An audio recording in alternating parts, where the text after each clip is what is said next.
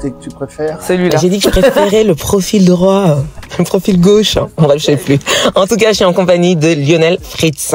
Lionel Fritz, c'est celui qui va vraiment me permettre de faire le pont entre ce que je kiffe, la neuroscience et le mouvement.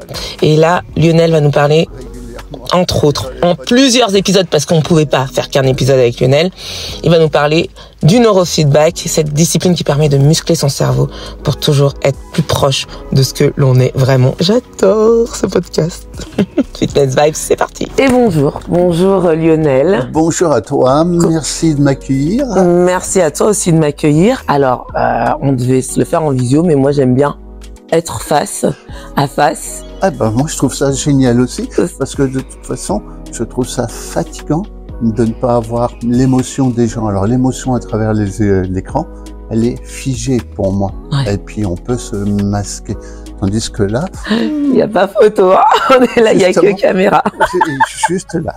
Là c'est le sourire et ça me va bien. Exactement, merci Lionel pour cette entrée en matière. Vous le savez, je suis dans une série où je viens à la rencontre de thérapeutes, de personnes qui prennent soin de vous, à Pont de Bon Voisin, chez Agoragué, parce que je m'avais repris, c'est pas l'Agoragué, c'est Agoragué.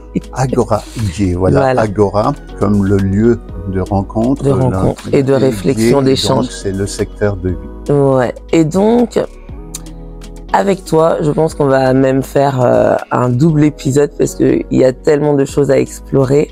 Mais ce qui va se passer, premièrement, c'est qu'on va parler beaucoup de neurologie, enfin, on va parler de neuroactivité.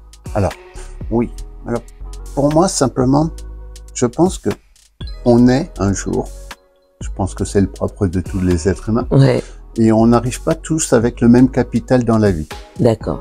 Pourquoi? Parce que simplement, il y a des choses qui ont pu se faire ou des choses qui n'ont pas pu se faire par rapport au développement moteur de l'enfant. Ok. Et quand il y a un décalage dans la vie, on le porte tout le restant de ses jours, sauf si on fait le nécessaire. On fait le nécessaire. Avant de plonger là-dedans, dans ce qui a l'air passionnant. Alors moi, j'ai très hâte de plonger dans l'interview parce que j'adore ce domaine de réflexion.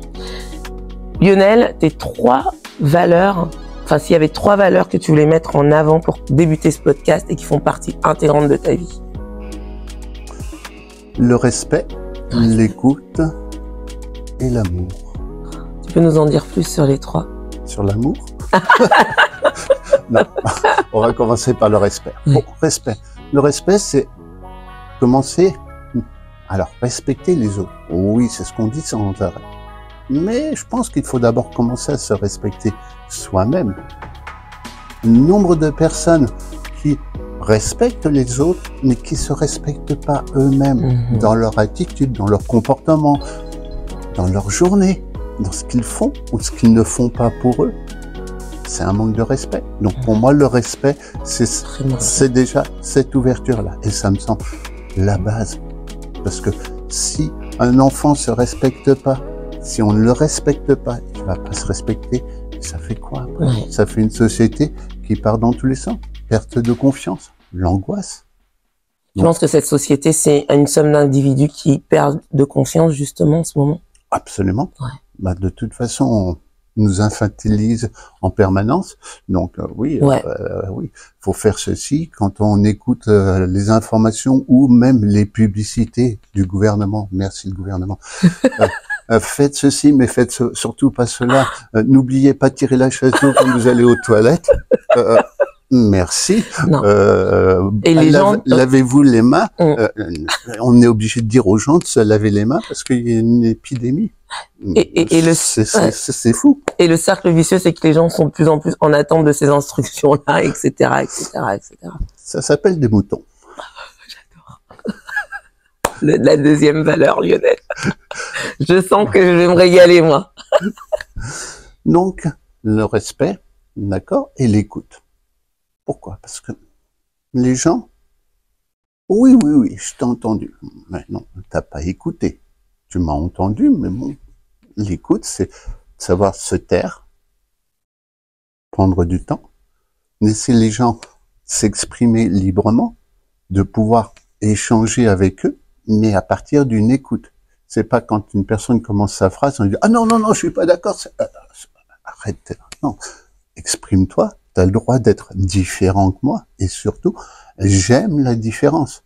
Parce que si t'es la même chose que moi, quel est l'intérêt de vivre avec les gens qui ont non, c'est la diversité, c'est le monde, c'est l'univers. C'est simplement, si c'est mon nombril qui est le centre du monde, je vais m'ennuyer rapidement. Rapidement. Magnifique. Et la troisième? L'amour. Ben, l'amour, ça rejoint un petit peu les deux, parce que l'amour, c'est l'amour de soi. Avant de commencer à donner de l'amour ou être en amour, comme disent nos amis québécois, ben, il va falloir déjà s'aimer. Est-ce que les gens s'aiment? Quand on va leur poser, sortir, faire un tour dans un goraguier, leur poser la question, est-ce que tu t'aimes? Ouais, bof, non, mais, etc. Non, je pense que cette valeur d'amour, là aussi, doit commencer intrinsèquement, parce que ces valeurs-là, on les a. On les a eues à la naissance, même si ça s'est pas passé pour tout le monde de la même manière, mais il y a eu quelque chose, même si c'était pas l'amour de parents parce que ça s'est mal passé, mais il y a obligatoirement un cheminement, quelqu'un qui nous a aimés, qui nous a aidé à grandir, à se construire. Ça peut être un voisin, ça peut être une tante, ça peut être n'importe qui, mais ça, au moins on a eu ce genre de choses. Si on n'a pas ça, on peut pas vivre. Exactement. Pour moi, ce sont des valeurs de base. Mais bon, il y en aurait toute une grande liste, mais tu m'en as dit que 3. Que 3. J'étais assez restrictif dans ce que tu me disais. Ouais, mais restrictif, mais avec tellement de fond et de contenu. Il y a tout dans ce que tu as dit là. Dans ce que tu as dit là. Et c'est vrai que ce sont des valeurs, des choses qui aujourd'hui sont un petit peu, on aime bien dire sous-cotées. On est dans une atmosphère où on ne croit pas à la puissance de ça. Non, mais l'humain, on est là sur cette terre. Pourquoi? Quelle est la raison d'être sur cette terre? Vivre, être heureux, partager, l'amour. Si c'est pour travailler, dormir, bon, se reproduire, parce que bon, il faut perpétuer la vie, l'appel de la vie à l'aine. D'accord, ok, mais bon, c'est vivre. Vivre. Et quand on commence à déjà, alors je vais attaquer le sujet tout de suite, oui. Avec les enfants, déjà on leur dit à l'école, faut que tu t'assieds, faut que tu sois gentil, faut que tu écoutes, il faut pas que tu déranges le monde. Waouh! Et sous couvert de discipline, voilà, alors que la discipline est donc autre. Moi, un enfant, ça doit courir, bouger, sauter, etc. Alors je comprends que quand on a 35 enfants ou 25 enfants dans une classe, que ça soit un peu compliqué. Mais pour moi, la vie, c'est bouger. D'accord. Donc ça, c'est le premier point qui va nous amener dans le cœur de notre sujet. La vie, c'est bouger. La vie, c'est être en mouvement.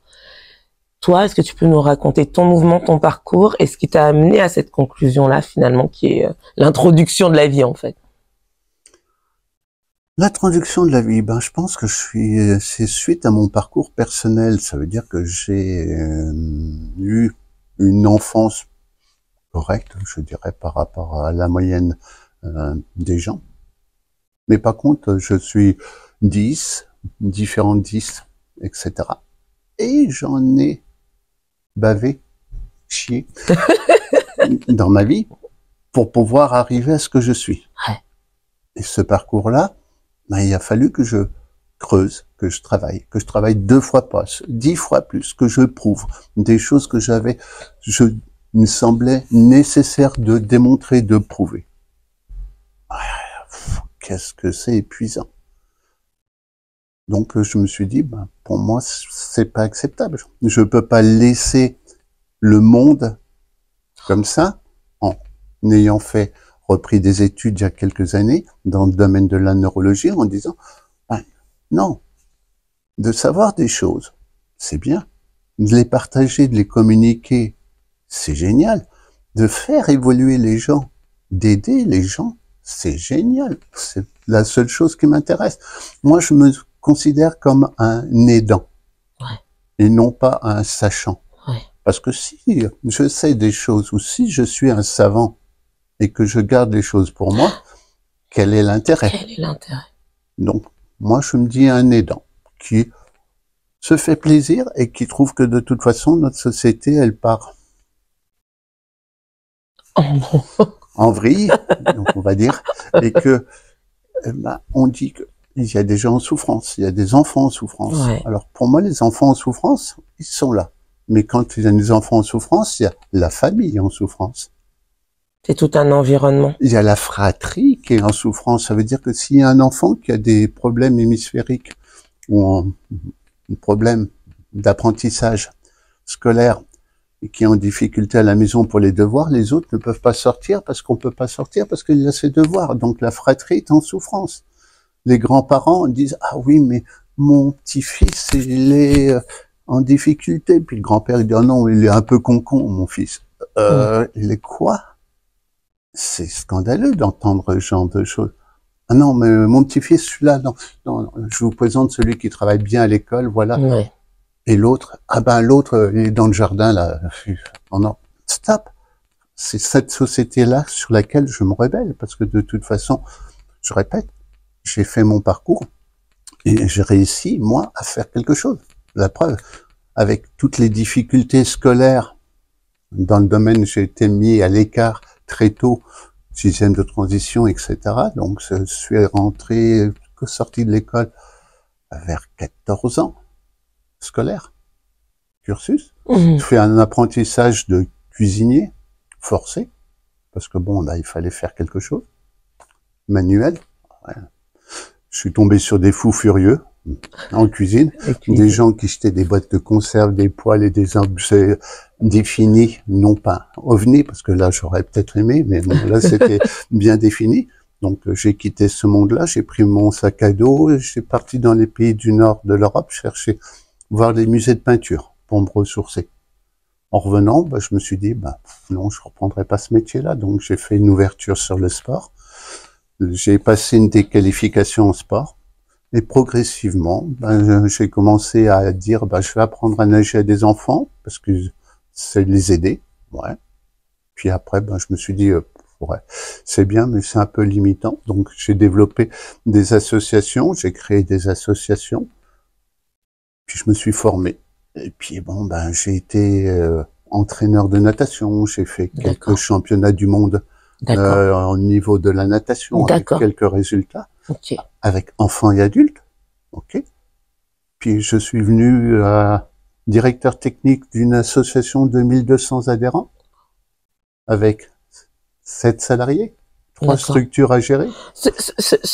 Excuse-moi de t'interrompre, ce qui est intéressant, c'est toujours ça, c'est ce mouvement. Quand on pense mouvement, on pense que corps. Mais moi, je pense beaucoup en vous interviewant que c'est cette volonté aussi d'être en mouvement soi-même, d'être en expansion continue. Absolument, parce que de toute façon, la finalité, c'était de pouvoir aider les gens.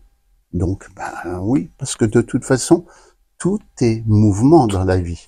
Pour moi, mouvement, c'est pas simplement de lever le bras. Ouais. Non, mouvement, c'est les yeux, c'est les oreilles, c'est les sens qui sont en mouvement. Et on perd ce genre de choses.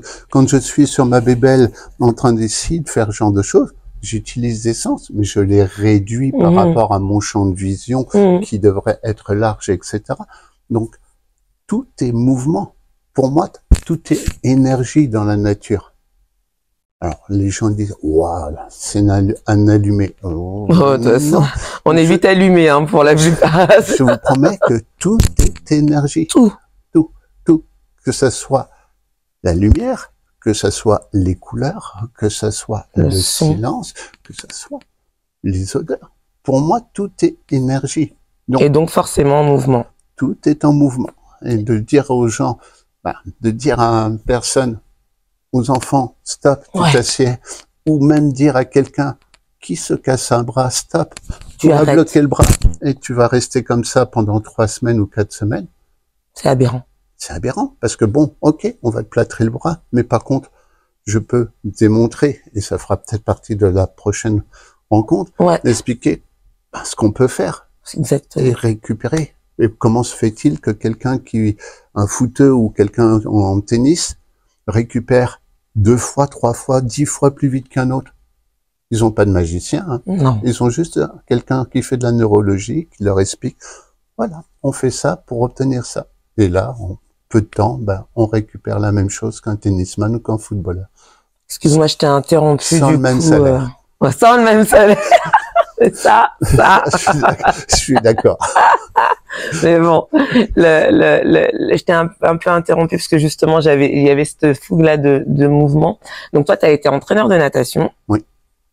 À des hauts niveaux d'ailleurs, donc comme tu nous disais. Oui. Et ce qui m'a intéressé aussi, et qu'on n'a pas abordé encore dans ce Fitness Vibes, c'est l'ouverture culturelle. Alors moi, je suis arrivée, je me suis reconvertie en fitness, dans le fitness il y a 4 ans, et il y avait un truc que je voulais placer, c'était ma double culture à travers le sport. Et ça m'a super interpellée. Alors là, je vais peut-être d'amener un petit peu de l'eau au moulin. Oui. Pendant les 37 ans où j'étais directeur technique ou entraîneur de natation, je partais 2 fois par an avec des équipes de nageurs, d'athlètes. Alors au début, c'était uniquement que des enfants, puis à la fin, c'était enfants et adultes. 2 fois par an, je partais en pays étranger. Donc, quel que soit le pays, j'ai dû faire une vingtaine de pays au total. Et on partait sur 10 jours. Sur ces 10 jours, il y avait un tiers de temps de pratique de sport, parce que c'était quand même le fil rouge de départ. Et après, les 2 tiers, c'était de l'échange et de la culture avec le pays. Génial. Mais avec les gens du pays. Ouais. Ça veut dire que on faisait pas les touristes avec les appareils photo autour du cou. Ça m'aurait étonné, lui. Les enfants allaient en cours avec les enfants de leur âge dans les pays, quel que soit le pays. Donc, en Tunisie, ils ont été dans des salles de cours avec des Tunisiens. Ils sont aux États-Unis, ils ont été dans des high school ou middle school pour vivre une journée d'un programme, etc. Dans tous les pays, que ce soit en Écosse, etc., en Hongrie et autres. Donc, l'objectif, c'est de leur faire comprendre que chez eux, c'est moche, c'est chiant parce qu'il y a des obligations scolaires, il y a les parents, il y a les grands-parents, il y a la culture, mais c'est mieux ailleurs. Alors oui, c'est ce que ils m'ont dit au début, et puis au bout de quelques années, mais ils m'ont dit, ah non, c'est différent ailleurs. C'est différent. Par contre, c'est juste une grande partie, un tiers de mes nageurs sont plus en France. Ah oui, ça leur a donné le goût. Ils sont partis dans les pays où ils ont visité, ils ont trouvé des âmes sœurs, et ils sont construits. Alors, il y en a beaucoup qui ne sont même plus du tout dans le sport. Alors, par contre, quand je les croise sur Internet, quand on s'échange, ils disent, waouh, on était dans une petite ville qui s'appelle Fourmi dans le nord de la France, 7000 habitants, et puis ils m'ont dit, mais tu nous as fait découvrir le monde, un monde qui n'était pas à leur portée, parce que financièrement parlant, leurs parents n'auraient jamais été dans autant de pays. Et puis, ça, c'est des possibles. Et c'est ça que crée le mouvement, le champ des possibles. Tout à fait. On vient chercher à l'ouverture. Et quand c'est vrai qu'on est dans une société, alors moi j'écoute plus, mais il me semble que ça se rétrécit, l'étau se rétrécit parfois un petit peu trop. Absolument, tout à fait. Malheureusement, mais aussi heureusement, il y a des gens comme toi ou comme d'autres personnes qui font les liens entre le mouvement, le sport, la culture, et puis on va chercher un petit peu tout ça et on voit ce qu'on est capable de faire potentiellement soi-même. C'est ça l'intérêt en fait, c'est ce que tu disais tout à l'heure. Qu'est-ce qu'on est capable de faire avec tout ça soi-même? Alors, je reviens donc sur ce que je disais, c'est le respect et l'écoute. C'est ça. Parce que dans un pays, de dire oui, c'est mieux ou c'est moins bien, c'est porter un jugement. T'écoutes. Et puis, tu respectes les coutumes. Que tu sois d'accord ou pas d'accord, parce que culturellement parlant, tu viens d'ailleurs et que on boit du Coca-Cola avec un bœuf bourguignon, ça peut choquer un petit peu. Ok. J'adore. Mais c'est comme ça. Faut dire que dans la culture, pour lui, s'il n'a pas son Coca-Cola, ben, il n'est pas en phase. Donc, c'est simplement la différence d'écouter et pas de juger. Yes. Et je pense que notre monde, il est merveilleux. Il suffit simplement de s'asseoir et d'écouter. D'écouter, d'interagir, de partager. Tout à fait. C'est pour ça que le podcast, il est là. Parce que moi, comme je te disais tout à l'heure aussi en off, alors en faisant le podcast, petit à petit, je découvre malheureusement que j'ai l'impression que ce fitness, là, il est toujours encore un peu trop en surface, un peu trop dans l'ego, beaucoup peu dans le partage. Et je te disais, qu'est-ce que toi t'en penses de ce monde-là, avec toutes tes connaissances, et puis on en viendra bien sûr à ta discipline. Alors, pour moi, alors jusqu'à maintenant, je vais généraliser puis je vais après faire des distinguos. La plupart du temps, c'est les gens qui font des activités physiques pour les autres, le font pour rapport à une reconnaissance à eux-mêmes, déjà pour leur ego à eux. D'accord? Alors, je pense que ça a évolué dans le temps, etc., parce que les gens sont un petit peu plus formés, mais bon, les gens ont été formés, ok. Mais par contre, on est passé maintenant dans un business aussi. Ça veut dire qu'il va falloir faire du chiffre, de la rentabilité, etc. Donc, au détriment plus ou moins de la qualité. Si on prend une séance de fitness quelconque ou une séance de sport quelconque, combien de temps prend-on avant la séance pour recevoir les gens? Et combien de temps prend-on après la séance pour que les gens puissent échanger? C'est plutôt rare. Ouais. Moi, dans mes séances en neurologie fonctionnelle, aussi bien enfant qu'adulte, je prends 5 à 10 minutes en début de séance. Je demande aux gens s'ils ont des rendez-vous après pour pouvoir savoir comment je vais gérer ma fin de séance. Mais je prends 5 à 10 minutes avant la séance et 10 minutes, un quart d'heure après la séance. Parce que de toute façon, si c'est pour faire passer des informations, ben, regardez la télé. Oui, à Google. Ouais. Vous allez avoir des informations. Par contre, si vous avez vécu quelque chose dans la séance et que vous le partagez pas, oh là là, ben, ça peut pas fonctionner. Donc là, je reprends mon autre casquette de sophrologue. Tout se construit à travers le ressenti. L'émotion, l'information, l'échange, la tristesse, la joie, l'instant T. Donc, c'est des moments bien précis. C'est clair. Et on est dans une société aussi, surtout comme tu disais, dans ce business, finalement, qui prend pas le temps, en fait. Et d'ailleurs, c'est très marrant que tu me parles de ça parce que le podcast, je voulais le faire dans cette optique-là de dire, mais on prend pas le temps après, on peut pas prendre le temps après les séances de parler, etc. Dans le format que ça nous est pas donné vraiment. Bon, moi, je le fais de temps en temps parce que je suis un peu plus électron libre là-dedans. Mais c'est vrai qu'il y a tellement cette rentabilité, ce speed, il faut aller de 15h45 à machin, etc. Et tellement cette masse. Moi, je pense que je suis dans une phase où vraiment la masse, j'ai plus envie de me la prendre dans la tronche, en fait. Donc, c'est vrai qu'on n'a pas on a même plus cette délicatesse vis-à-vis des uns des autres alors qu'on est là vraiment pour quelque chose qui est autre que faire du squat, que faire du mouvement, etc. Parce que comme encore une fois, le mouvement, c'est la globalité, c'est la vibration globale. Et ce que j'aime dans ce que tu dis, c'est l'émotion. Est-ce que t'es venu, quand tu viens dans ta séance, t'es venu vivre une expérience. T'es pas venu juste, voilà, c'est ça que tu nous dis, quoi. Alors, je dirais même plus loin, parce que moi, je travaille beaucoup sur le non-verbal par rapport à mon parcours atypique. Ouais. Et donc, quand je vois des personnes rentrer, je ressens l'état dans lequel ils sont. Énergie. Donc, c'est d'aller vers eux, les sourire, prendre le temps d'échanger 2 mots, simplement pour mettre en action et en communion par rapport à cet instant. Si c'est pour taper dans les mains en disant, allez, on y va, on se dépêche, on arrête de discuter, s'il vous plaît, on se bouge, on va transpirer aujourd'hui.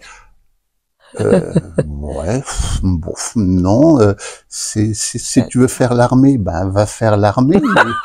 Mais non, si tu veux te faire du bien, tu peux transpirer si tu en as envie, si tu le souhaites, mais que ça soit l'obligation, la contrainte du coach ou de l'entraîneur de faire ce genre de choses, non. Ça, c'est de la performance. La performance pour obtenir un résultat, pour optimiser les capacités de la personne vers un point final qui est une performance, une très haute performance.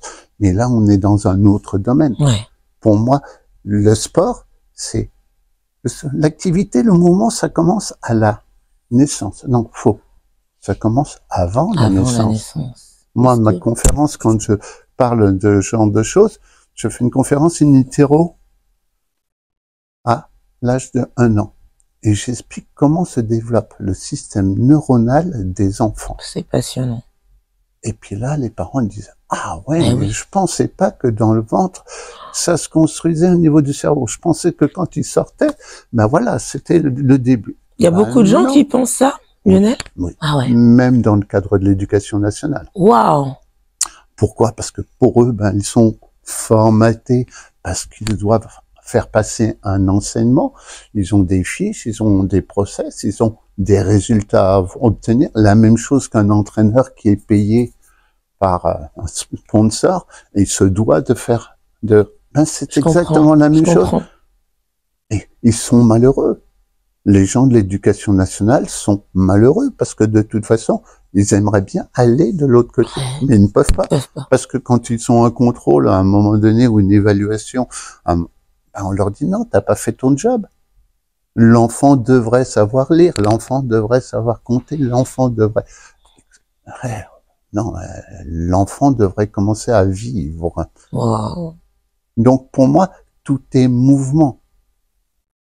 Pour revenir à un mouvement, nos cellules, nos mitochondriles, nos toutes petites choses qui sont dans notre corps, les usines nucléaires, elles meurent chaque seconde.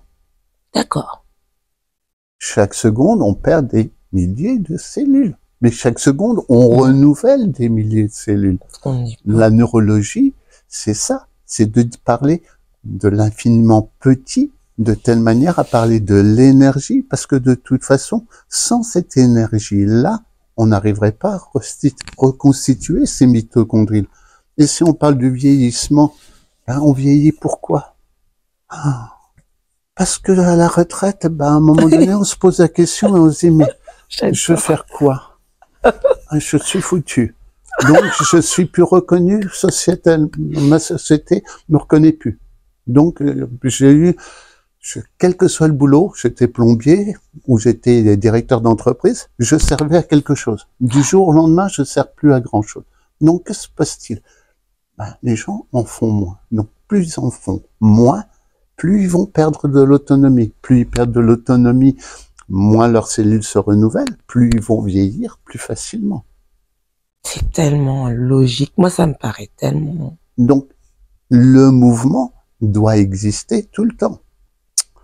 Sur mes interventions en neurologie fonctionnelle par rapport aux adultes, on ne demande pas à un adulte de 80 ans ou plus de faire un 100 mètres en 9 secondes, parce que ça, c'était peut-être ce qu'il faisait à 20 ans. Mais par contre, qu'il fasse 100 mètres en 3 minutes, pourquoi pas? Mais l'important, c'est de continuer à faire le 100 mètres. Et c'est pas de se dire, ah non, mais mon souvenir de donc je suis foutu. Non. Commencez à creuser. Comme ça, vous allez pouvoir faire creuser votre pompe plus rapidement. Donc, stop. Ce que vous ne faites plus, ce qu'on ne fait plus, on le perd. Et plus à faire. Non. Ce qu'on ne fait plus comme mouvement, si à un moment donné, tu dis que tu as un certain âge, tu as une grand-mère chez toi, et puis tu dis, ah non, là, les objets sont trop, ça va être trop fatigant pour toi, je vais les descendre, je vais les mettre là. Elle va plus être capable de lever le bras. Parce que simplement, elle ne fait plus cette activité-là. Donc, en ne faisant plus, on perd. On perd. C'est juste une logique de fonctionnement c'est un principe. au niveau neurologique. Ouais. Si tu ne fais plus, si tu ne montes plus des marches d'escalier, quand tu vas monter tes marches d'escalier, tu vas plus trouver ça correct. Donc, ça veut dire que les gens qui prennent des escaliers mécaniques, les escalators. Donc, ces gens-là, le jour où l'escalator est là, et en panne, qu'est-ce qu'on fait? Eh ben, ils font quoi? Ils râlent. Déjà, ils râlent parce qu'ils vont être obligés de faire quelque chose qu'ils ont perdu. Incroyable. Je prends quelque chose de simpliste, mais si on peut prendre cet exemple-là dans tous les domaines. L'effort. Et on peut aller, au pire, le portail automatique. T'appuies sur ton bouton, ton portail s'ouvre. T'appuies sur le bouton, tu sors même plus de ta voiture. C'est ça.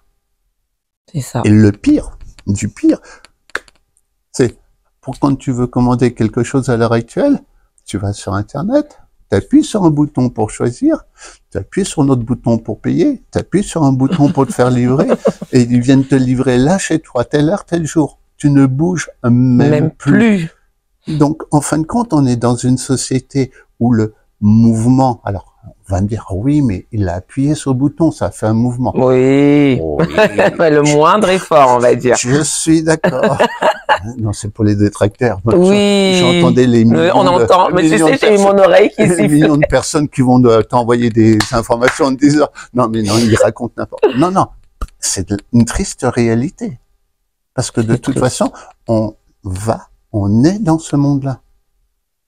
Et les gens disent, ah oui, mais c'est fatal, mais c'est la société, c'est l'évolution. C'est ça, moi, qui me pèse à force. Moi, je trouve. Comment on peut être dans une fatalité comme ça? Alors, peut-être que neurologiquement, tu peux nous expliquer un lien, justement, avec ce fait ce fatalisme, quelque part. Parce que, est-ce que, du coup, le fait qu'il n'y ait pas de mouvement a une influence là-dessus? Oui. Ouais. Alors, pourquoi? Parce que notre cerveau est fainéant. Oui. Déjà au départ, parce que notre cerveau, il va prendre toujours le raccourci le plus simple possible. Donc, si tu lui donnes une tâche facile à faire, et une tâche, la même tâche, mais que tu vas la rendre plus difficile, ton cerveau, il va prendre obligatoirement la tâche la plus facile. Et comme notre société, développe ce genre de choses, notre cerveau va du côté, simplement. Parce que notre cerveau réagit comme ça. Tu donnes 2 tâches à faire, je vais chercher la bouteille là, ou je vais faire le tour de la table pour aller chercher la bouteille, je vais aller chercher la bouteille qui se trouve là, sur la table, directement. C'est clair. Donc, c'est notre cerveau, notre conditionnement, donc notre cerveau primaire, dit archaïque, qui fonctionne comme ça. Qu'est-ce qui peut faire fonctionner autrement? Qu'est-ce qui peut faire le trait d'union? C'est simplement notre conscience, finalement, qu'on est humain et qu'on est voué à autre chose, justement? Je sais pas si l'humain est capable de penser à son évolution. Je pense que oui, pour certaines personnes, mais c'est un combat. Ouais. C'est un combat de dire, ok, est-ce que j'accepte un certain confort? Et dans ce confort-là, je me renouvelle pas, donc je vais perdre des capacités de renouvellement pour la qualité de ma peau, de mes cheveux, etc. Ou le renouvellement de mes cellules. Ou est-ce que je vais me donner les moyens de dire, ok, je fais quelque chose tous les jours parce que j'ai envie de conserver un potentiel et que ce potentiel-là, si je veux le partager avec d'autres personnes, il va falloir que je l'aie. C'est clair. Je n'ai plus ce potentiel parce que je me suis pas donné les moyens. Faut pas accuser le système parce que le système, on en est responsable. Ah là là. Alors, pépites, hein, pépites. C'est des pépites que j'adore. Non, mon épouse et moi vont monter un groupe de travail qui s'appelle La réponse est en toi. Toujours. Et ça, quand les gens le disent, ils regardent, ça veut rien dire. Si, parce que si tu te bouges pas, si tu ne fais pas le nécessaire, la réponse est vraiment en toi. Si tu t'es assis dans ton canapé, t'es le bon macho, ah, tu m'apportes une bière, oui, non, tu vas te chercher ta bière déjà au départ, hein, déjà tu seras un peu moins macho, et puis ça va te faire du bien, ok? Donc c'est simplement, la réponse est en soi, parce que il y a que nous qui pouvons donner des réponses à notre corps. Notre médecin, il fait son boulot. J'ai mal là, il va faire juste ce qu'il faut pour plus avoir mal là. Par contre, il va pas s'occuper si tu es en déséquilibre au niveau de ton bassin pendant X années et qu'en fin de compte, ben, ton problème d'épaule ou ton problème d'équilibre provient simplement, non pas parce que tu as un problème de pied, non, c'est simplement parce que tu as un problème de vue ou tu as un problème dentaire. Parce que de toute façon, l'équilibre repose sur ces trois positionnements-là. Alors les gens ils disent, ah non, mais l'équilibre c'est juste mes pieds. Non, l'équilibre c'est pas tes pieds. Ton cerveau, il a besoin de ces trois informations. S'il manque une information, s'il manque une dent et qui a pas été remplacée ou mis quelque chose, bah tu n'as pas d'équilibre. Wow. Ce n'est absolument pas possible. Ton cerveau ne peut pas. Wow. Et t'as beau dire, ah si, moi je peux. Oui, au-dessus. Ça, tu vois, on parlait d'informations tout à l'heure, il y a beaucoup d'informations. Oui. Mais ça devrait être la base de la connaissance de chaque être humain. Et je pense que la connaissance de soi, c'est savoir. On va pas faire des études comme toi de neurologie, mais avoir. Et c'est pour ça que c'est hyper important. Aujourd'hui, on est vraiment dans ce truc physique quantique, neuroplasticité, ça passe de partout dans le développement personnel, etc. Ça donne une espèce d'aura aux intervenants. Mais comment on pourrait vraiment, je pense, dès l'enfance, vulgariser ce qui est la base, en fait, parce que c'est la base de notre compréhension aussi, ça, de nous-mêmes. Hein. Là, c'est un peu compliqué. Les parents sont tellement contents d'avoir un enfant, pour la plupart du temps, d'accord? Ouais. Ils commencent déjà à regarder l'enfant et de voir comment il fonctionne. Et pas de vouloir absolument le faire se développer pour pouvoir avoir un footballeur ou une danseuse ou un banquier ou je ne sais trop quoi à un moment donné. C'est déjà d'accepter la vie comme elle est. Oh. Simplement l'instant présent. Oh. Ça veut dire que il faut être en mesure de s'arrêter, de prendre du temps devant des choses mais complètement insignifiantes. Alors on parle de méditation, de concentration, de relaxation, etc. Oui, mais avant de partir de ce genre de choses, commencez déjà à vous installer dans un canapé, de vous asseoir. Et la chose qu'on a tous, le médicament top, c'est la respiration. Notre respiration à tous les deux, là, durant cet enregistrement, c'est environ 33 centilitres, ce qu'on échange au spiromètre. Notre capacité pulmonaire, après un petit échauffement, un petit exercice, elle est de 5 à 6 litres. Ça veut dire que l'on respire très mal. Commençons par ça. Ouais. On respire mal parce qu'on met des fringues, on serre. Déjà au départ, on s'emprisonne dans ce genre de choses.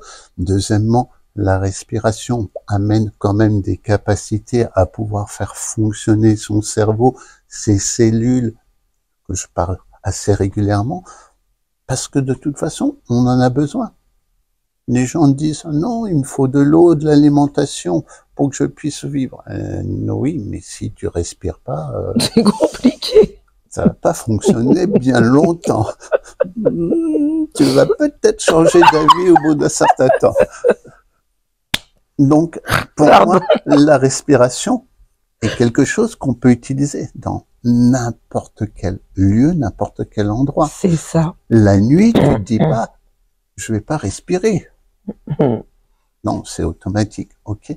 Mais par contre, on a appris à tout petit dire chut. Ah, chut, ouais. Ça fait quoi? Ça fait juste un blocage. Quand on demande à quelqu'un, chut, que fait la personne? Elle bloque la Elle respiration. bloque la respiration avant même la parole. Donc, commencez par dire souffle. Un enfant qui est triste ou un adulte qui est en crise émotionnelle, calme-toi. Non, calme-toi, ça va s'arranger. S'en fout, c'est pas vrai. Tu racontes une connerie. Tu vas dire que ça va s'arranger. C'est pas ton problème et tu dis que ça va s'arranger. Non, arrête.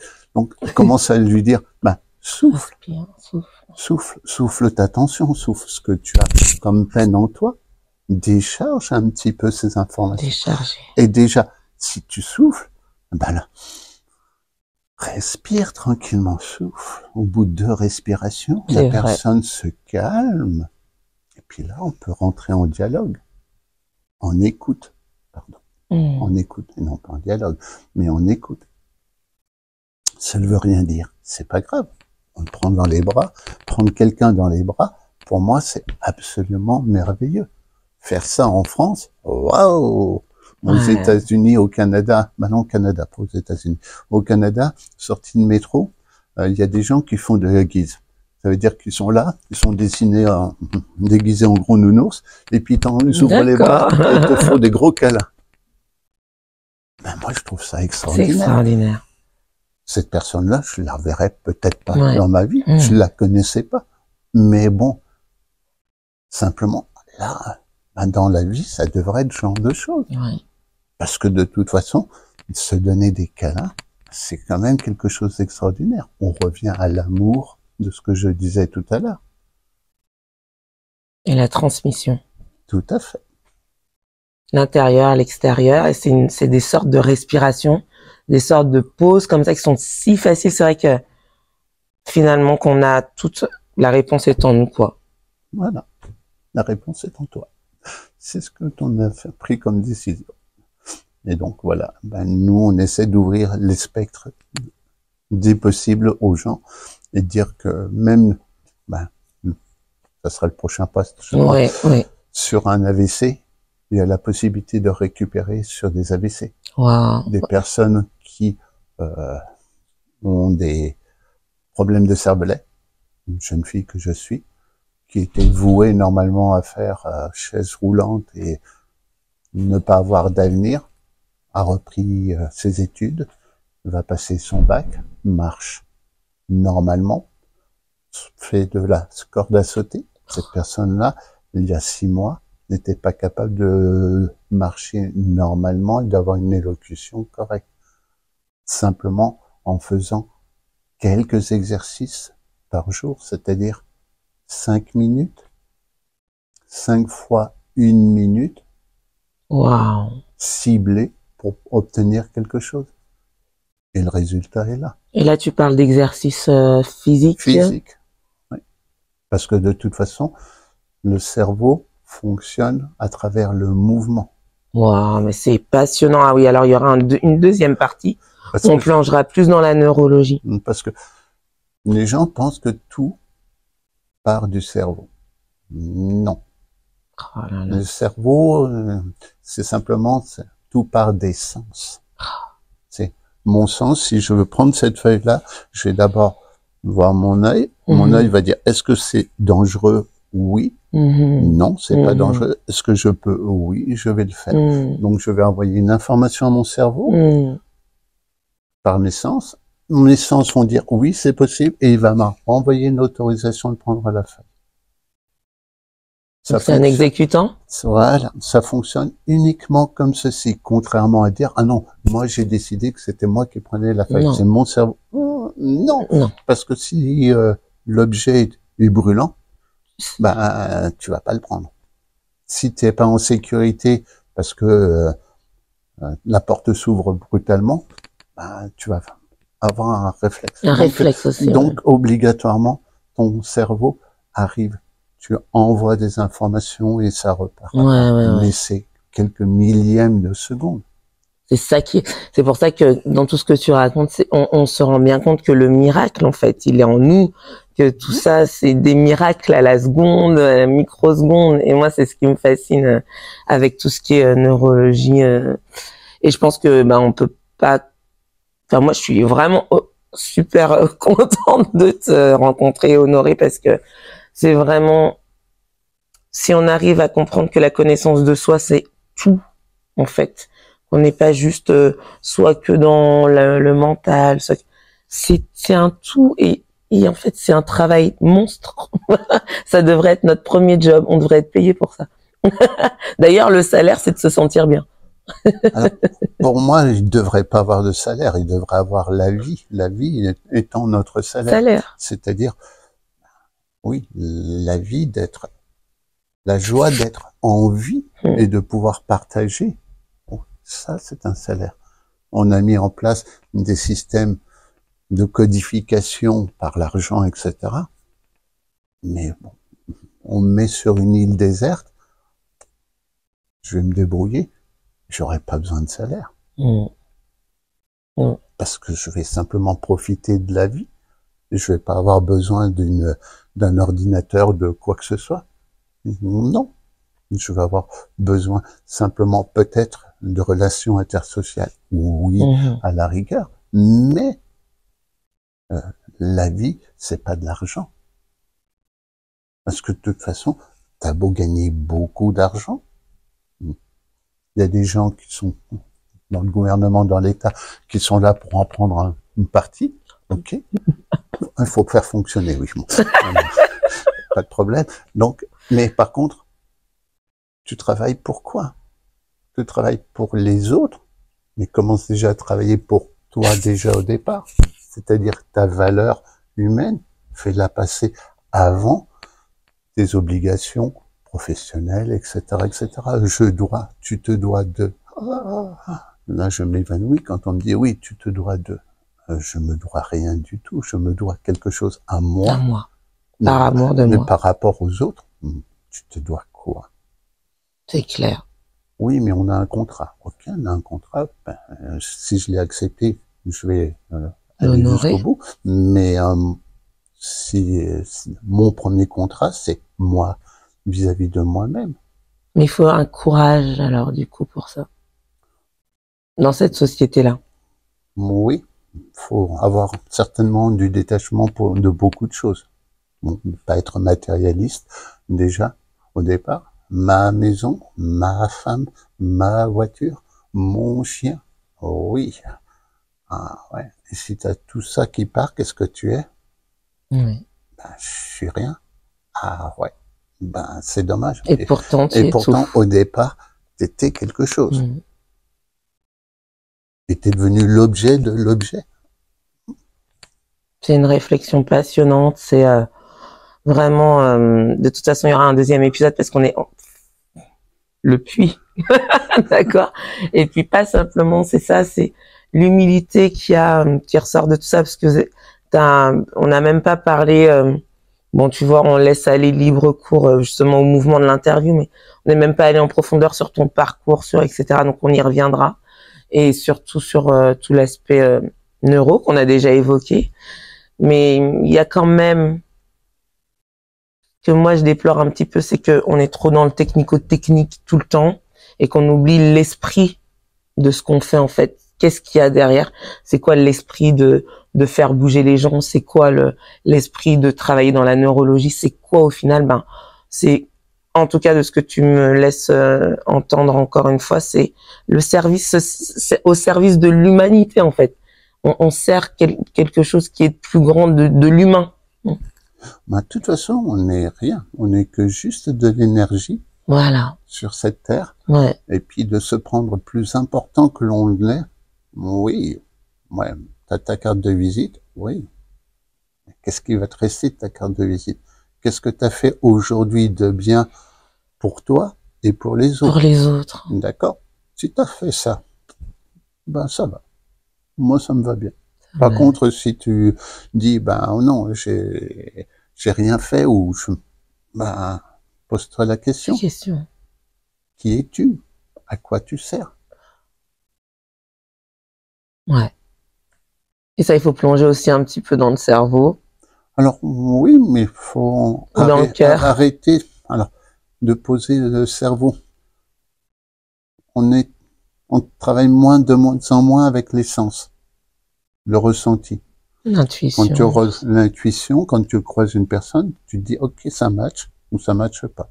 OK. Et alors, si ça match, tu fonctionnes avec. Si ça matche pas, tu dis, OK, c'est pas grave, parce qu'il y a d'autres personnes. Mais de rester déjà sur nos intuitions, sur nos sens, nos 5 sens. On les a perdus. Est-ce que tu as senti? Tu prends le temps de sentir ou de goûter l'air quand tu sors dehors. Ah non, j'ai pas le temps, je monte dans ma voiture parce que je suis déjà parti. J'ai les courses, et puis j'ai les gamins, et puis j'ai... Ouais. Non, stop, arrête. Ah, puis la machine à laver, j'ai oublié. Donc, stop, arrête. Ce que je disais tout à l'heure, prendre le temps de s'arrêter. De se, voyez, 10 secondes, 1 minute, 30 secondes, de dire stop. Voilà. Il se passe quelque chose. Il se passe quelque chose. Il se passe quelque chose parce que tu as arrêté de. Ouais. Et la respiration permet de faire ce genre de choses. Parce que si tu prends le temps de faire des exercices d'échange gazeux, ben obligatoirement sur cette phase-là, ton corps et ton esprit s'arrêtent. Ils sont rejoints. Ça veut dire que tu n'arrives pas à penser à ce que tu dois faire après si tu es en train de compter ou faire ton exercice respiratoire. Donc ça veut dire qu'à un moment donné, tu es revenu dans ton l'alignement est là alors. Et donc c'est génial. Et ce qui est génial, tu vois, c'est que tout de suite neurologie, on pense vraiment la science et que et non mais tu vois que tout ça vient de s'aligner et se regrouper. Moi, je trouve ça fascinant. La neurologie, pour moi, c'est plein de gros mots. Stratus, amygdale, etc. Stop. Moi, je n'utilise pas ces mots-là. Ça sert à rien. Tu sais, pour dire que je connais des gros mots. Des gros mots.